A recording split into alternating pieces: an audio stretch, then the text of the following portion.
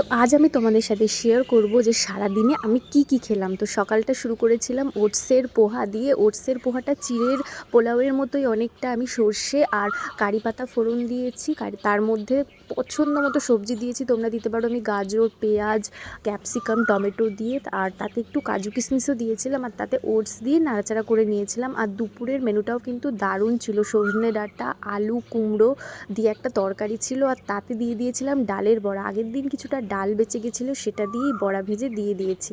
আর তার সাথে ছিল একদম পাতলা মাছের ঝোল, যেটা আমি করেছিলাম ঝিঙে আর পটল দিয়ে। দারুণ হয়েছিল। এই গরমে না এই মাছের ঝোলটা খেতে অসাধারণ লাগছিল। আর একদম পাতলা ঝোল না এই গরমে দারুণ লাগে।